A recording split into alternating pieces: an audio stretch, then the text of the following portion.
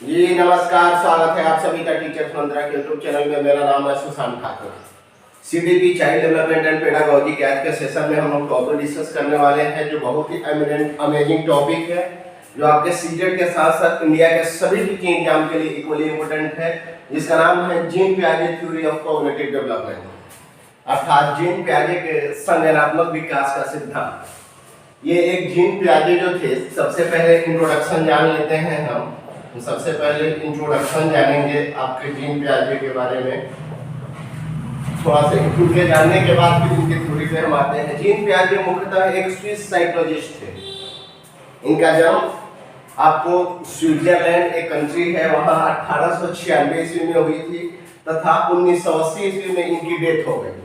लेकिन in time period में अपने लाइफ के इस अवधि में इन्होंने एमिनेंट काम किया है और मुख्यतः इन्होंने दो फील्ड में काम किया है साइकोलॉजी। एक तो डेवलपमेंटल साइकोलॉजी पे और दूसरा जो है वो जेनेटिक एपिस्टेमोलॉजी पे, जो बायोलॉजिकल या एक तरीके से हेरिडिटरी जीनियस जो होता है बच्चा, या एक तरीके से हेरिडिटी का जो ओवरऑल एक बच्चे के डेवलपमेंट में क्या रोल होता है उसके ऊपर बेसिकली इन्होंने स्टडी किया। वहां से फिर ये इस थ्योरी को, या आप कॉग्निटिव डेवलपमेंट थ्योरी जिसको संज्ञानात्मक सिद्धांत, संज्ञानात्मक विकास का सिद्धांत बोलते हैं, इसको फाउंड किया या एक तरीके से दिया।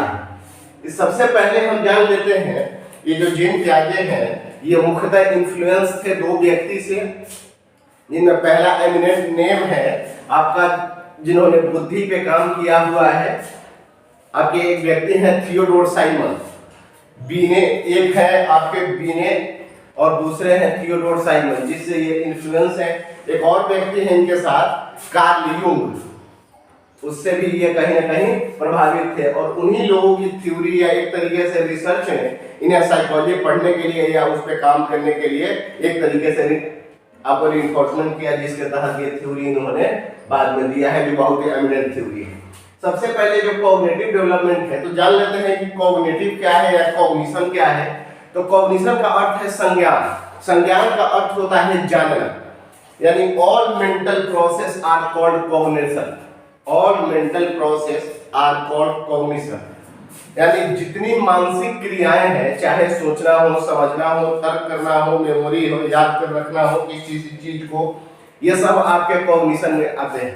और उसका जो उसमें बेहतर कर जाता है, वो मेंटल स्किल्स जिसका बेहतर हो या उसको बेहतर करने के लिए जो प्रक्रियाएं हैं, वो आपका कॉग्निटिव डेवलपमेंट कहलाता है। तो इन्होंने एक बच्चे के ओवरऑल कॉग्निटिव डेवलपमेंट में इन्होंने 4 फैक्टर को या 4 फैक्टर को इन्होंने इंपॉर्टेंस दिया है, या एक प्रकार से ये मानते हैं कि एक बच्चे के संज्ञानात्मक विकास में 4 कारक है। इनकी थ्योरी बेसिकली स्टेजेस थ्योरी है, जिनमें आगे हम लोग बात करेंगे। इन्होंने संज्ञानात्मक विकास के 4 सिद्धांत दिया है और बात करते हैं कि बच्चा जो है वो स्टेजेस में सीखता है, यानी एक बच्चा अपने टाइम से पहले, चाहे आप उसे कितना भी प्रॉपर ट्रेन कर दीजिए, कुछ भी कर दीजिए, लेकिन जब तक उसमें मैच्योरिटी नहीं आएगी, और मैच्योरिटी क्या है, एक तरीके का परिपक्वता है जो काम करने की आपकी शक्ति, ऊर्जा या एक तरीके का पावर जनरेट करता है। तो जब तक मैच्योरिटी नहीं आएगी फिजिकल ऑर्गन में या मेंटली, तब तक बच्चा जो है अपने एनवायरनमेंट में उस तरीके से रिस्पॉन्स नहीं करेगा। तो इनका कहना है कि बच्चे अलग अलग उम्र में, अलग अलग स्टेज में, अलग अलग तरीके से जो मैच्योरिटी आती है, उससे अलग अलग बिहेवियर सीखते हैं, या एक तरीके से उनका कॉग्निटिव डेवलपमेंट होता है। लेकिन उससे पहले इन्होंने 4 फैक्टर दिए हैं जो महत्वपूर्ण है इनके थ्योरी के लिए या समझने के लिए। ये बताते हैं कि 4 फैक्टर है, 4 कारक है जो आपके कॉग्निशन को या कॉग्निटिव डेवलपमेंट को प्रभावित करता है। पहला है आपका मैच्योरेशन, जिसको परिपक्वता बोल देते हैं। ये हाईली रिलेटेड है हेरिडिटी से, अनुवांशिकता से, जीन्स के थ्रू अपने पेरेंट्स से जो चीजें ऑफस्प्रिंग में आती है, फिर वो जब वो कैरेक्टरिस्टिक जो बच्चे में अनफोल्ड होगी, फिर उसके अनुसार बच्चा जो है, क्योंकि आपके हाथ पांव तो जन्म से है, लेकिन जब तक उसमें मैच्योरिटी नहीं आती, आप साइकिल चलाना नहीं सीख सकते या साइकिल आप नहीं चला सकते। तो ये बायोलॉजिकल मैच्योरिटी की बात करते हैं। दूसरा ये बात करते हैं एक्सपीरियंस की, अनुभव। जो बच्चा जो है, जो सोसाइटी के साथ इंटरेक्शन करता है और जो अपने थॉट प्रोसेस को जो बिल्ड करता है, उस एक्सपीरियंस की, उस अनुभव की बात करते हैं। क्योंकि ये मानते हैं कि child is the active explorer and active builder of knowledge.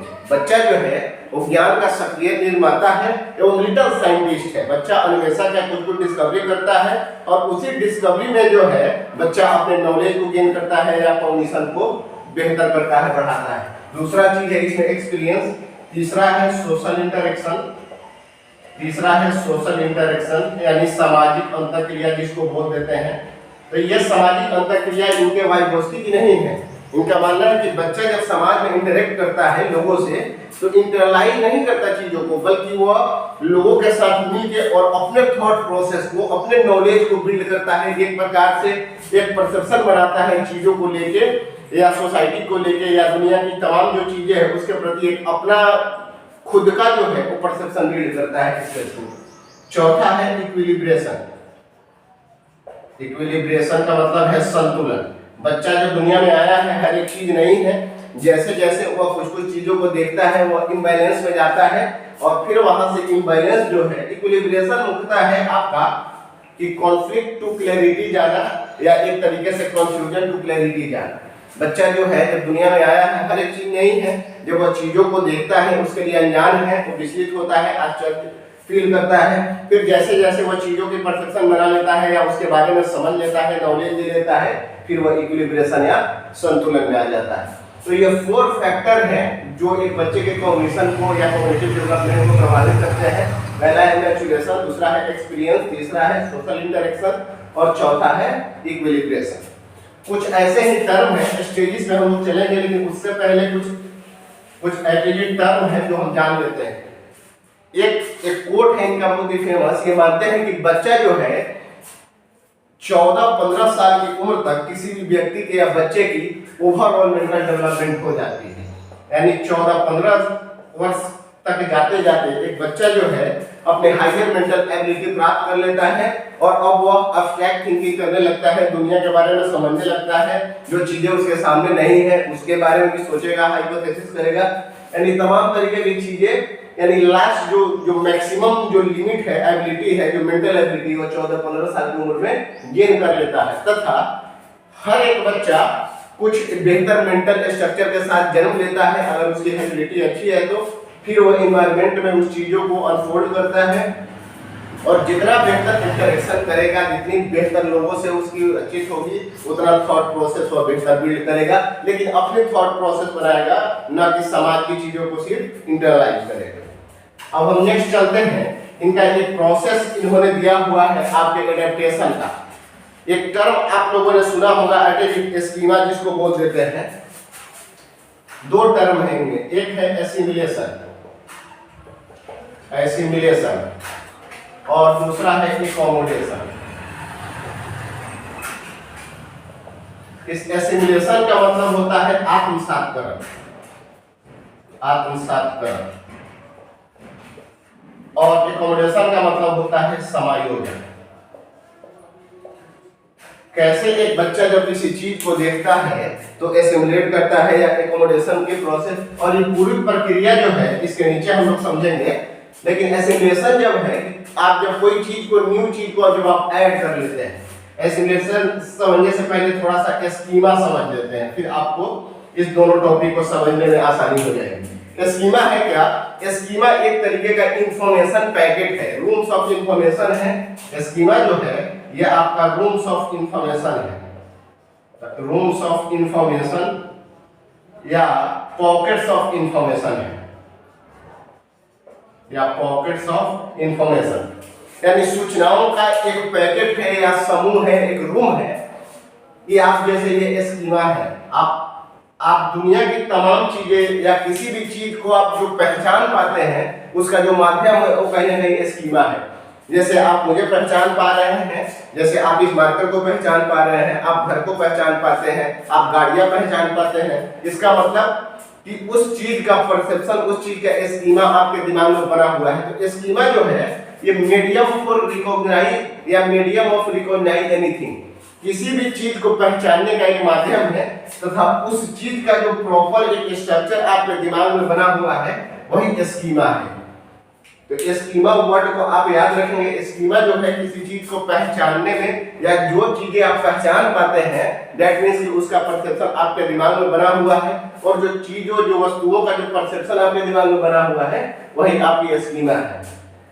तो जो स्कीमा है ये रूम्स ऑफ इंफॉर्मेशन है या पॉकेट्स ऑफ इंफॉर्मेशन है, जिसकी मदद से आप दुनिया की अलग अलग चीजों को अलग अलग कैटेगरी में बांटते हैं या आप चीजों को अलग अलग तरीके से पहचान पाते हैं। इसमें आपकी मदद करता है स्कीमा। अब आते हैं आत्मसातकरण और समायोजन अर्थात एसिमिलेशन और एकोमोडेशन पे।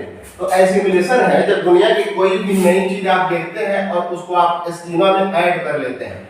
आत्मसातकरण को कहा जाता है कि assimilation is the process of add something of new existing schema। जब आप अपने स्कीमा में जो चीज बनी हुई है, एक रूम्स बना हुआ है, उसमें किसी वस्तु की प्रॉपर एक परसेप्शन जब आप बनाते हैं, ऐड कर लेते हैं सीधे, तो जब आप कुछ न्यू ऐड करते हैं, तो आपका एसिमिलेशन हो जाता है। और जब आप चीजों में मॉडिफाई करते हैं, जब पुराने एग्जिस्टिंग स्कीमा में आप मॉडिफाई करते हैं, मैनिपुलेट करते हैं, कुछ चेंज करते हैं, तो ये आपका एकोमोडेशन का प्रक्रिया है। जब कोई परसेप्शन, कोई स्कीमा जो पुरानी जो आपकी एग्जिस्टिंग स्कीमा है, उन वस्तुओं के बारे में या उन चीज के बारे में जब आप मॉडिफाई करके या मैनिपुलेट करके या चेंज करके कोई नई परसेप्शन आप किसी चीज के बारे में बना रहे हैं, ये प्रोसेस आपकी एकोमोडेशन है। और जो आप कुछ न्यू ऐड कर रहे हैं अपने एग्जिस्टिंग स्कीमा में, ये आपका एसिमिलेशन है। और ये पूरी जो प्रक्रिया है ये एडेप्टेशन के अंतर्गत आती है। अब हम एडेप्टेशन की एक जो प्रक्रिया है, प्रोसेस ऑफ एडेप्टेशन, उसको समझते हैं।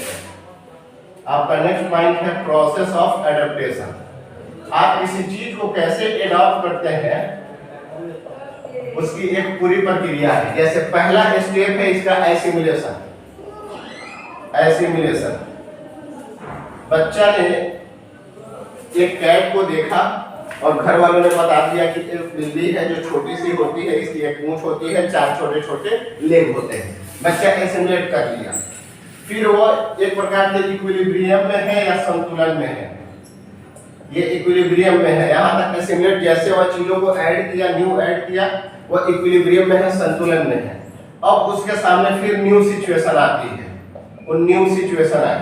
अब उसने किसी दिन डॉग को देख लिया, उसको लगा, अब फिर डॉग की जब आवाज सुनी तो फिर एक प्रकार से कंफ्यूजन या कॉन्फ्लिक्ट जनरेट हो गई उसके अंदर कि घर वालों ने बताया था कि एक बिल्ली है जो छोटी सी होती है, उसके 4 छोटे छोटे लेग होते हैं, एक टेल होती है, पूंछ होती है।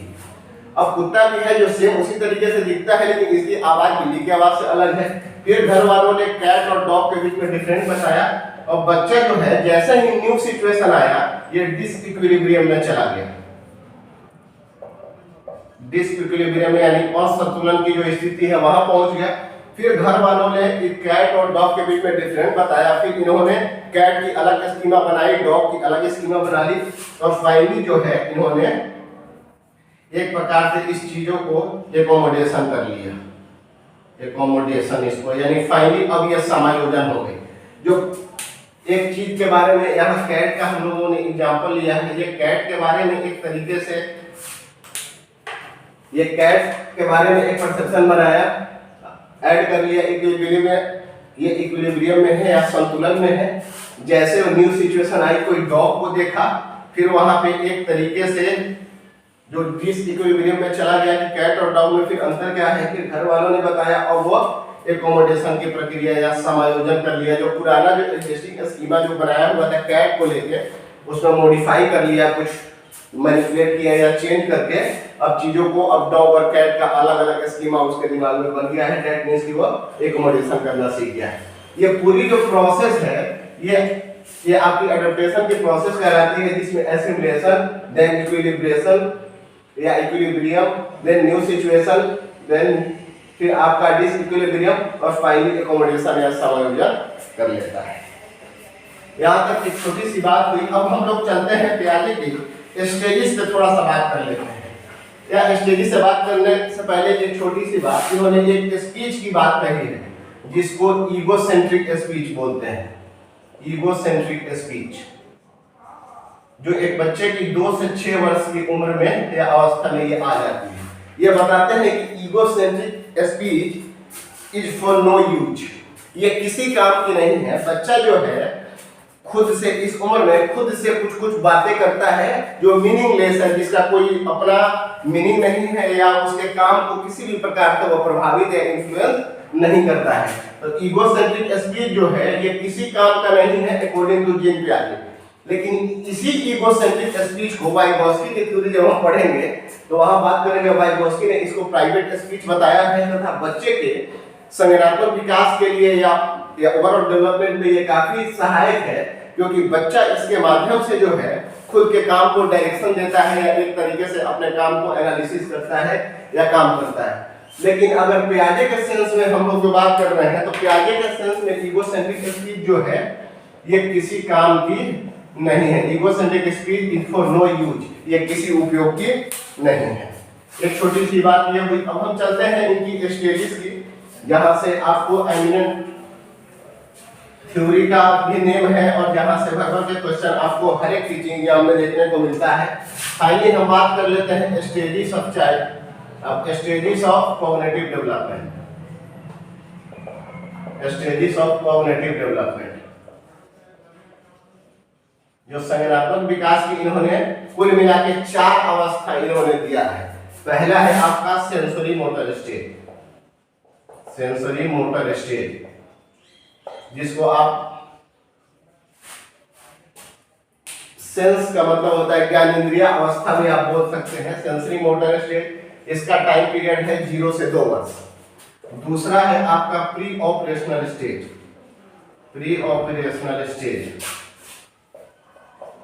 इसका टाइम पीरियड है 2 से 6 वर्ष, जहां ये आपका ईगोसेंट्रिक स्पीच आता है। तीसरा है आपका concrete operational stage, concrete operational stage, जिसकी टाइम पीरियड है 7 से 11 वर्ष।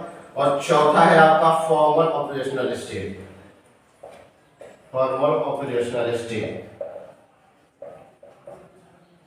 ये 4 स्टेज या 4 stages of cognitive development according to Jean पियाजे। पहला है आपका सेंसरी मोटर स्टेज 0 से 2 वर्ष। दूसरा है प्री ऑपरेशनल स्टेज, जिसको हम पूर्व संक्रियात्मक अवस्था बोल देते हैं 2 से 6 वर्ष।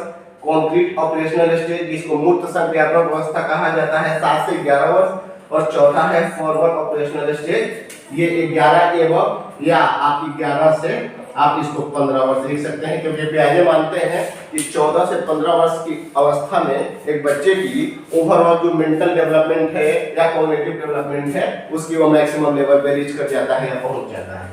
अब sensory motor stage, pre operational, concrete और फॉर्मल को एक एक करके बात करते हैं और इसके क्या कैरेक्टरिस्टिक्स हैं हर एक स्टेज में, उसके ऊपर थोड़ा बात करेंगे। क्योंकि कैरेक्टरिस्टिक्स से बहुत ज्यादा क्वेश्चन आपको सीजन में तथा प्रत्येक की चीज में आपको देखने को मिलता है।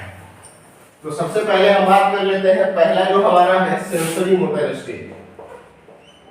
पहला है सेंसरी मोटर स्टेज, जिसका टाइम पीरियड है 0 से 2 वर्ष। ये आपका सेंसरी मोटर जो स्टेज है इसको इंद्रिय जनित या इंद्रिय गामक अवस्था बोल देते हैं, क्योंकि बच्चा जो है इस स्टेज में अपने ज्ञान इंद्रियों के माध्यम से जो 5 ज्ञान इंद्रियां हैं, आंख, कान, नाक, जीभ और त्वचा, उसी के माध्यम से सीखता है, क्योंकि बच्चे का प्रॉपर मेंटल डेवलपमेंट किस उम्र में हुआ नहीं है।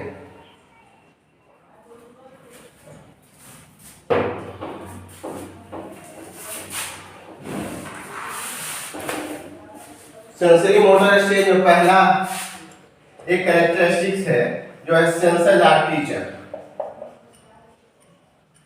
सेंसस आर टीचर, यानी बच्चे की जो ज्ञान इंद्रियां है वही शिक्षा के रूप में काम करती है, क्योंकि बच्चे के पास उस तरीके का मेंटल स्ट्रक्चर या मेंटल डेवलपमेंट हुआ नहीं है ताकि वो बच्चे जो है वो चीजों को दिमाग से रिलेट कर सके या सीख सके। तो उनकी जो सेंसेस है वो किसी भी वस्तु को मुंह में रख के आंखों से, इसीलिए एक टर्म यूज किया जाता है कि किस उम्र में जो बच्चा है वो अपने आंखों से, हाथों से, नाकों से, कानों से सोचता है, तो वो आपका उम्र है सेंसरी मोटर स्टेज। जब बच्चा हर एक चीज के बारे में जो नॉलेज है वो कहीं ना कहीं टच करके, छू करके, उसका टेस्ट ले करके, मुंह में रख करके, यानी सेंसेस के माध्यम से वो अपनी जानकारी या वस्तु के बारे में जानकारी को ओवरऑल इकट्ठा करता है। तो सेंसेस आर टीचर। आपका दूसरा है ऑब्जेक्ट परमानेंस। ऑब्जेक्ट परमानेंस, इसकी एक मोस्ट कैरेक्टरिस्टिक्स है ऑब्जेक्ट परमानेंस, यानी वस्तु अस्थायित्व बोलते हैं। इस टाइम पीरियड में बच्चा जब 9-10 मंथ से ज्यादा हो जाता है तो बच्चे में एक कैरेक्टरिस्टिक्स जो विशेषता है वो जनरेट होती है, उसको बोलते हैं ऑब्जेक्ट परमानेंस या वस्तु अस्थायी। यानी अब जो आउट ऑफ साइट है वो आउट ऑफ माइंड नहीं होगी। इस जब बच्चा 5-6, 3-4 मंथ का होता है, कोई चीज आप उसके कोई वस्तु आप या ऑब्जेक्ट उसके सामने आप रखते हैं, बच्चा उससे खेलता रहता है, जब आप वस्तु हटा भी लेते हैं, उस ऑब्जेक्ट को हटा भी लेते हैं, तब भी बच्चा उस चीज के लिए रोता नहीं है। लेकिन जैसे ही वो 10 मंथ 11 मंथ से ज्यादा का होता है, अब बच्चा जो है जिस वस्तु से खेल रहा है उसका परसेप्शन उसके दिमाग में बनना शुरू हो गया है। अब अगर आप उस ऑब्जेक्ट को हटाते हैं तो बच्चा उस ऑब्जेक्ट के लिए रोता है। दैट मींस उसके अंदर ऑब्जेक्ट परमानेंस आ गया है, वस्तु की एक अस्थायित्व या वस्तु का जो परसेप्शन है वो दिमाग में बिल्ड होने लगा है। नेक्स्ट है आपका गोल डायरेक्टेड बिहेवियर। गोल डायरेक्टेड बिहेवियर, बच्चा किसी चीज को देखता है और वहां तक पहुंचने की कोशिश करता है, यहीं से ये गोल डायरेक्टेड बिहेवियर शुरू हो जाती है।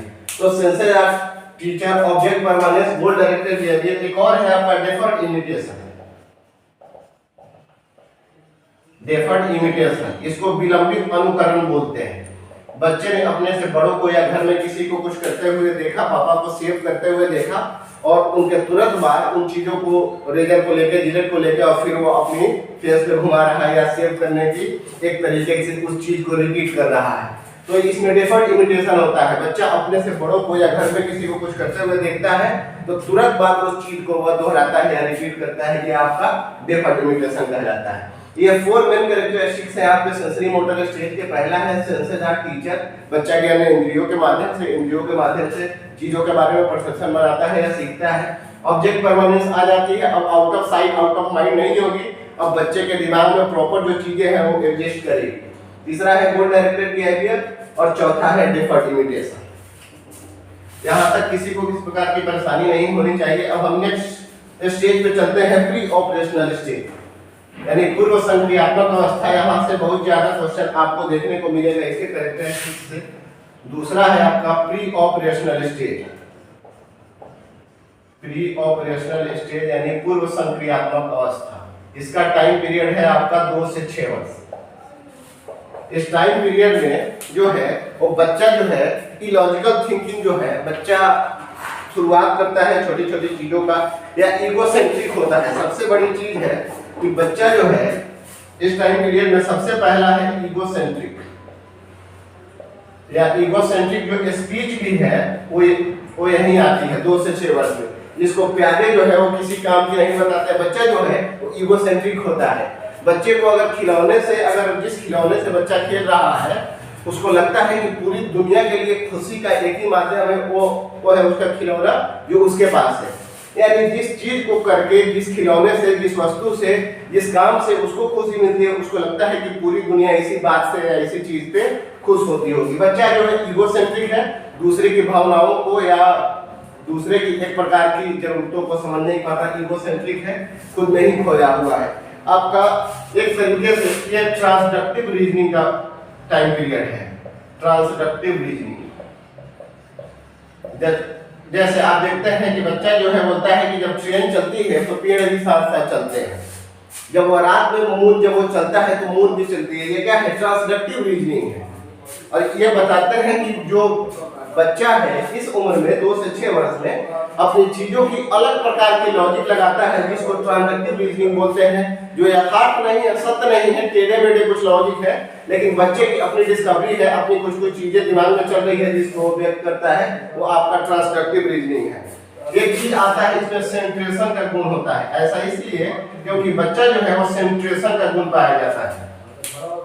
पहला है ईगोसेंट्रिक स्पीच या ईगोसेंट्रिक होता है, दूसरा ट्रांसडक्टिव रीजनिंग है, किसी चीज को लेकर टेढ़े मेढ़े लॉजिक लगाना, तीसरा कैरेक्टरिस्टिक है सेंट्रेशन, यानी अगर वो मार्कर देख रहा है तो सिर्फ इसकी हाइट ही देखेगा, न इसकी कलर देख पाएगा, न इसकी विड्थ देख पाएगा, न इसका उपयोग देख पाएगा। यानी केंद्रीकृत होता है, एक ही चीज पे टिका हुआ है, किसी चीज को देख रहा है तो उसकी एक ही एस्पेक्ट को देख रहा है, ये आपका सेंट्रेशन कहलाता है। नेक्स्ट एक कैरेक्टरिस्टिक्स है जिसको एनिमिज्म बोलते हैं, सजीववाद या जीववाद, आई थिंक इसका सही जो मीनिंग है। लेकिन एनिमिज्म का मतलब है कि जब बच्चा निर्जीव वस्तु को भी सजीव समझता है। एक छोटे से बच्चे को जब टेबल से चोट लग जाती है और आप टेबल पे 2-3 थप्पड़ लगा देते हैं, बच्चे को कहीं ना कहीं एक प्रकार से सेटिस्फेक्शन फील होती है कि हाँ उसे भी चोट लग गई होगी, वो भी रो रहा होगा। दैट मींस कि वो एनिमिस्टिक स्टेज में है। बच्चा जो है वो निर्जीव वस्तु को भी सजीव समझता है। तो ये 4 कैरेक्टरिस्टिक्स आपके प्री ऑपरेशनल स्टेज के हैं। ईगोसेंट्रिक होता है बच्चा, ट्रांजस्टिव जो एक ट्रांसडक्टिव रीजनिंग होती है, सेंट्रेशन का गुण पाया जाता है, और एनिमिज्म होता है, एनिमिस्टिक होता है, निर्जीव वस्तु को भी सजीव समझता है। आपका नेक्स्ट जो स्टेज है तीसरा आपका वो है कॉन्क्रीट ऑपरेशनल स्टेज, अर्थात मूर्त संक्रियात्मक अवस्था। अब लॉजिक जो है यहां से अब शुरू होती है। जो तीसरा हमारा स्टेज है concrete operational stage, concrete operational stage जिसका टाइम पीरियड है, मूर्त संक्रियात्मक अवस्था बोलते हैं, जिसका टाइम पीरियड है आपका 7 से 11 वर्ष। यहां से कहा जाता है logic begins about concrete object, about concrete object. यानी अब यहां से तर्क जो है वो शुरू हो जाती है, लॉजिक शुरू हो जाती है, लेकिन किसके बारे में? ऑब्जेक्ट के, आपके कॉन्क्रीट ऑब्जेक्ट के बारे में। जो कॉन्क्रीट का क्या मतलब? जो मूर्त है, जो सामने है, जिसको वह टच और फील कर सकता है।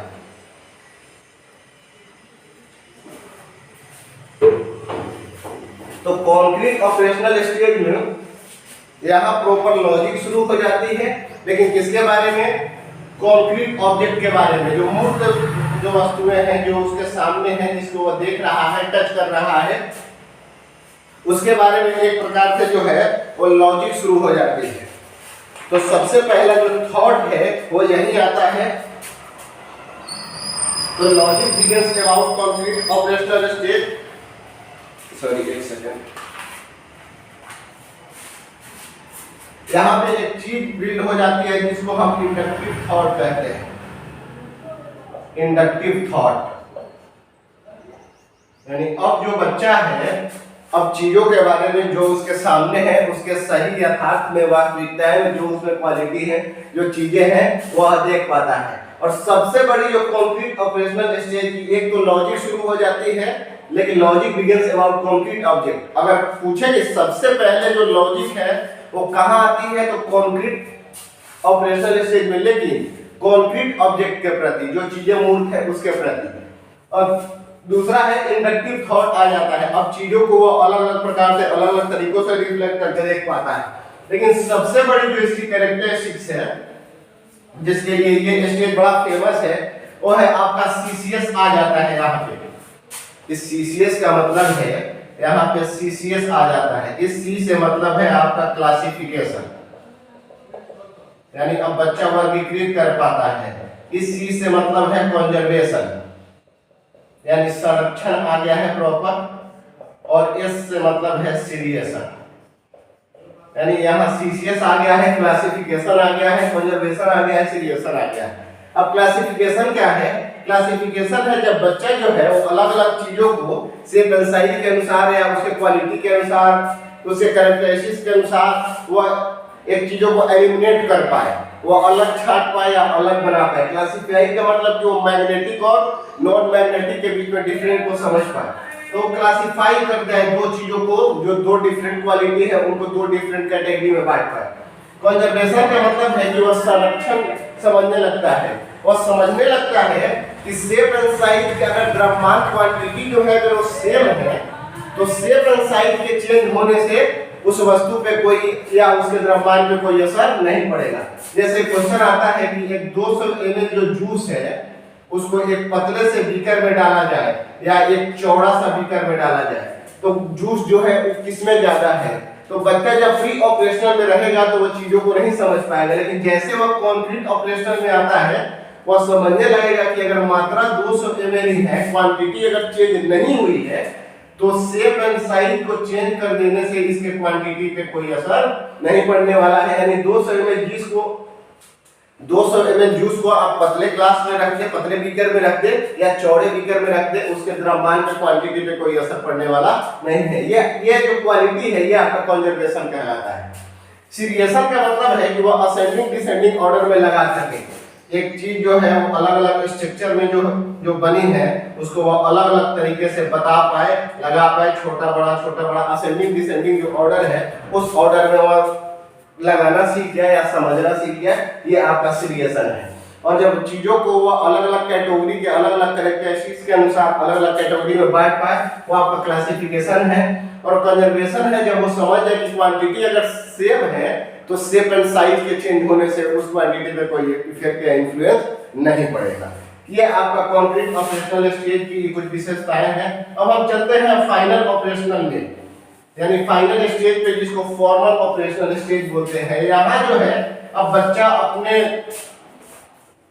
एक तरीके से मेंटल या कॉग्निटिव हायर एबिलिटी या उच्चतम अवस्था तक पहुंच गया है, जहां वह तमाम तरीके की चीजें कर पाता है या पूरी दुनिया को एनालाइज कर पाता है, समझ पाता है।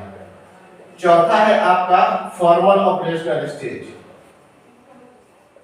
फॉर्मल ऑपरेशनल स्टेज जिसको औपचारिक संक्रियात्मक अवस्था बोल देते हैं। ये 11 एवं 11 से 15 वर्ष, क्योंकि पियाजे का मानना ही है कि 14 से 15 वर्ष तक के बीच एक व्यक्ति का या बच्चे का ओवरऑल मेंटल स्ट्रक्चर जो है वो डेवलपमेंट हो जाता है या डेवलप हो जाता है। फॉर्मल ऑपरेशनल स्टेज की कुछ कैरेक्टरिस्टिक्स है। सबसे बड़ा है यहाँ पे हाइपोथेटिको डिडक्टिव रीजनिंग आ जाती है। हाइपोथेटिको, इसको डिडक्टिव रीजनिंग बोलते हैं। हाइपोथेटिको डिडक्टिव रीजनिंग आ जाती है, यानी बच्चा जो है अब जो चीजें उसके सामने नहीं भी है, जो चीजें कॉन्क्रीट में नहीं भी है, आइडियाज में है, उसके बारे में वो हाइपोथेसिस कर पाता है या समझ पाता है। जितने सारे साइंटिस्ट वगैरह हैं वो सब इस स्टेज में आ जाते हैं, क्योंकि अब वो चीज जैसे कुछ वस्तुएं का जो साइंटिस्ट है वो इन्वेंशन कर रहे हैं, तो पहले जो उस वस्तु का जो माइंड मैप बनाते हैं, उन वस्तु के बारे में क्या क्या कैसे कैसे कहाँ करना है, वो माइंड मैप तैयार करते हैं या एक प्रकार की हाइपोथेसिस कर पाते हैं। या बहुत सारे जो इकोनॉमिस्ट हैं वो ये बस आपके वर्तमान कंडीशन को देख के ये बता पाते हैं कि इस देश की जो वित्तीय अर्थव्यवस्था है या वित्तीय अवस्था है वो आज से 5 साल बाद या 10 साल बाद कितना इंक्रीज करेगी या डिक्रीज करेगी। दैट मींस कि उनमें ये आपको हाइपोथेटिको डिडक्टिव रीजनिंग आ गया है। अब वो चीजों को जो उनके सामने प्रेजेंट नहीं भी है उन चीजों के बारे में वो कल्पना कर पाते हैं, हाइपोथेसिस लगा पाते हैं या एक प्रकार से एनालिसिस कर पाते हैं। हर एक जो मेंटल एक्टिविटी है अब यहाँ पे आ गई है आपके फॉर्मल ऑपरेशनल स्टेज में, जिसको हाइपोथेटिको डिडक्टिव रीजनिंग बोलते हैं। अब बच्चा हर एक चीज को ऑपरेशन करने लगा है, एनालिसिस करने लगा है और उसके सहारे वो दुनिया की तमाम चीजों की डिस्कवरी कर रहा है या जानकारी दे रहा है। तो फॉर्मल ऑपरेशनल जो स्टेज है फाइनल स्टेज है। अब बच्चा अमूर्त चीजों के बारे में भी, जो चीज उसके सामने नहीं भी है, उन चीजों के बारे में भी जानता है, समझता है, हाइपोथेसिस करता है, डिस्कवरी करता है। ये फाइनल स्टेज है। और फाइनल स्टेज में बच्चा अपने मेंटल हायर,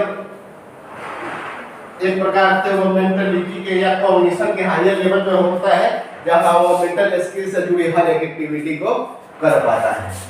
ये एक थ्योरी है मिला जुला के आपके पियाजे की, जितना संभव हुआ या एक सेशन में जितना किया जा सकता है या जहाँ से क्वेश्चन आती है वहां से हम लोगों ने किया। एक छोटी सी बात, छोटी छोटी कुछ और बातें हम कर लेते हैं। एक है आपका कलेक्टिव मोनोलॉग, एक टर्म है, एक टर्म है कलेक्टिव मोनोलॉग।